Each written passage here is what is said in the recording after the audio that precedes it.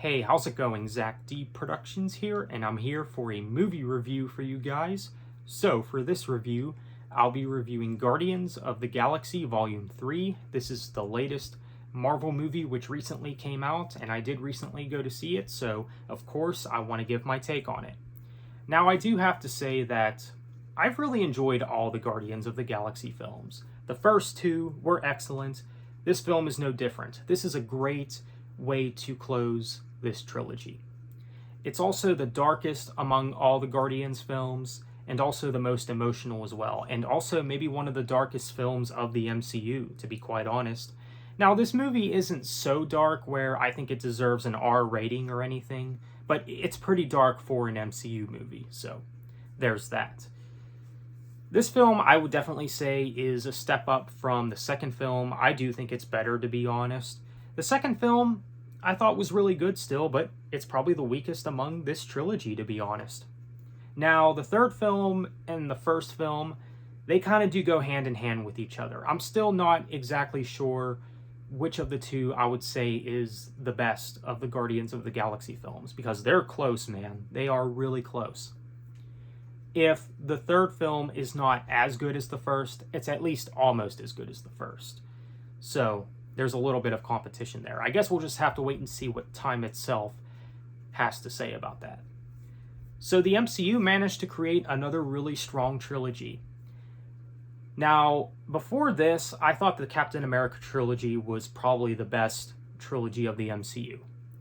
But this might top it, to be honest. Now, Captain America and Guardians, they kind of do go back and forth as being the best trilogy of the MCU, in my opinion, of course. And I know that others would say the same thing. And I know that there's some other people that would make the argument, well, what about the Tom Holland Spider-Man trilogy? That trilogy was fine, but I don't think it's as good as this. Or even the Captain America trilogy. Just saying. So there you have it. So, Guardians 3, this movie definitely has a lot going for it. There's actually a couple things that I do want to point out, though. First of all, this review will contain some spoilers, so if you have not seen this movie, I would advise you to click away right now and watch this some other time. Secondly, one of the things that I've noticed about the last couple of MCU movies, this even goes for the last Ant-Man movie, I've started to notice that they're kind of stepping away from the woke crap a little bit. It's not as obvious, at least, as it once was. If it's there, it's like a little sprinkle of it. It's not like really in your face like it was like a year or so ago, especially with the shows, man. Like, I think that's why I gravitate more to the MCU movies than the shows, because the shows are woke. I mean, take a look at She-Hulk, for example. But I really like this film. I really did like Guardians of the Galaxy 3. I thought it was a really strong way to close this trilogy. It might even be one of my favorite MCU movies as well, to be quite honest. I really love this movie, and I'm definitely going to pick it up on Blu-ray when it comes out on Blu-ray, for sure. And it's also one of my favorite films of the year as well, along with John Wick Chapter 4 and some others. So, yeah, I wouldn't be surprised if this ranks high up there in my best movies of the year list. So, yeah, really enjoyed this movie. But, of course, we got to go over, some things about this movie. Like I said, it is more emotional. It definitely has its more emotional, sad moments. But before we get into basically a lot of the things that I liked about this movie, I want to kind of get the negatives out of the way first. And the only real negatives that I have with this movie is really the villains. The villains are not really that memorable, to be honest. I mean, maybe the villains make you want to hate them or whatever because one of the main villains kills animals, which I did recently make a video on me calling out animal abusers. And yes, there is a scene where one of the villains actually kills off Rocket's friends who are animals. One of them's a walrus, one of them's a bunny rabbit, one of them is a otter. And that's a part of Rocket's origin story, which is definitely a main plot point in this movie. This is definitely Rocket's movie. This movie could have been simply titled Rocket. It could have been his solo film, But yeah, the villains is really the thing that I have a problem with. They're not really that memorable. And that's my problem with a lot of the more recent MCU movies, is these villains are not really that, they don't really leave an impact on you. They're not that memorable, to be honest. They're not bad by any means. They're there, they get the job done, but they're just not that memorable, in my opinion. So, like I said, this movie is basically Rocket's movie.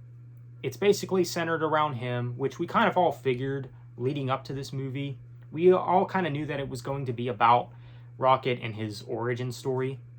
And it's a pretty fascinating origin story. It's sad, but it's fascinating because you basically see how Rocket became who he became, basically, and why he is the way he is and everything like that. So he's basically being held prisoner with all these other animals that are being experimented on. The villain, of course, again, kills them, and it puts all this rage in Rocket, and he breaks free. And, you know, you kind of figure, because towards the beginning of this movie, something happens to Rocket where he's dying, and you kind of have this feeling like, okay, they're probably going to kill off Rocket, because when I was going into this movie, I was actually expecting one of the lead characters to die, actually one of the Guardians team members to die. But no, none of them actually get killed off, come to think of it. I was kind of surprised by that, because that usually does happen in a lot of trilogies where they kill off like an important character or whatever, or a character you love a lot. That didn't really happen in this movie. I mean, as sad as the animal killing was when the bad guy did all those things, that was really like the saddest part of the movie. Like, I was really expecting Rocket or one of the main characters to be killed off in the movie.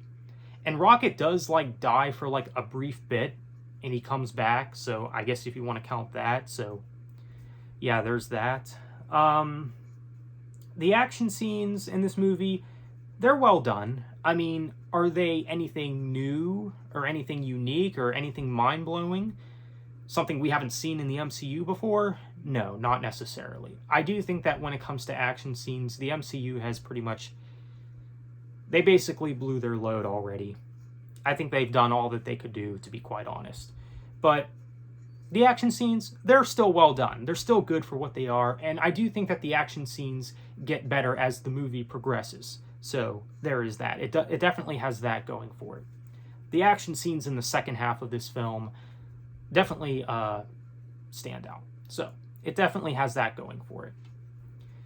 But yeah, you basically have all the characters back. Of course, Star-Lord, Mantis, Groot, Drax, Nebula, Rocket, Gamora. You know, you basically have everyone back. I mean, one of the things that I do appreciate about this movie is actually Mantis. They really gave her a lot more in this movie. I'm sure that's pretty obvious. Because in the second Guardians film and even some of the Avengers films, it seemed like Mantis was just kind of there to tag along. Now, I don't know if it's because it was revealed in the Christmas special that she was actually Peter Quill's sister, which is kind of strange. And I don't know that if that's why they gave her more lines this time and more screen time and basically a lot more character development this time around. I'm not sure if that has something to do with it. I thought maybe she would get killed off or maybe Peter Quill would get killed off. That was one of my thoughts. But nothing like that really happened. So, yeah. And I do appreciate that they did give her a lot more in this movie compared to any of the other MCU movies. The movie moves at a good pace, and, you know, it's not boring. It's definitely not a boring movie. Again, I think it's a great way to close this trilogy. I thought all the actors, they did fine. Of course, you know, you have Chris Pratt back as Peter Quill, aka Star-Lord, which I know that he gets some crap because of his Christian beliefs. He gets crap by the Alphabet Army or whatever you want to call them. But remember, guys, it's okay to be Christian phobic and religion phobic. That's totally okay. But if you're any other type of phobic that's in the leftist handbook, you're just basically a horrible human being. But being Christian phobic's okay because they're hateful people. So you're allowed to hate on them. No, you're just a bunch of idiots. That's all that it is. But Off about that. I thought all the actors did really good. Speaking of Chris Pratt, a lot of people were saying that his acting was especially a highlight in this movie, especially when he thought that Rocket was going to die, when he was like screaming and stuff, like really yelling, crying out. I have to say, yeah, he did very well in that scene. And also, something that's worth mentioning is Sylvester Stallone. I totally forgot he was in these movies until recently. I believe he was in the second one as well. He's also in this movie. And I thought he did fine. I mean, he doesn't really have that much screen time in these movies, but he's there, and it's always a treat when Sylvester Stallone shows up. So there you go. He's also one of my favorite actors as well, for those who didn't know. But yeah, I really like him as an actor, and he's in this movie. I think he was in the second one as well. So yeah, overall, the set pieces, the scenes themselves, they're all really good. They're all really good. Again, the only real gripe I have with this movie, and again, it's not really that big of a deal, but it's the villains. They're just not that memorable. They're not that memorable, but not bad though, you know? So there's that. So overall, Guardians of the Galaxy Volume 3, it's a great film. It's definitely great. Really enjoyed it. I mean, I'll definitely see it again, probably when it comes out on Blu-ray. Really liked it. It's probably going to be one of the best MCU movies around. Definitely worth checking out if you haven't seen it yet. If you like the first two, you probably will like this one. So definitely check it out if you haven't seen it. So overall, Guardians 3, great movie. If I were to give this movie a score, I have to give it, honestly, either an 8.5 or maybe even a 9 out of 10. I do think that the movie is that great. And again, probably one of the best films of the year. Between the characters, between the scenes. I mean, the characters really made this movie really great, I think. Especially the Guardians team, of course.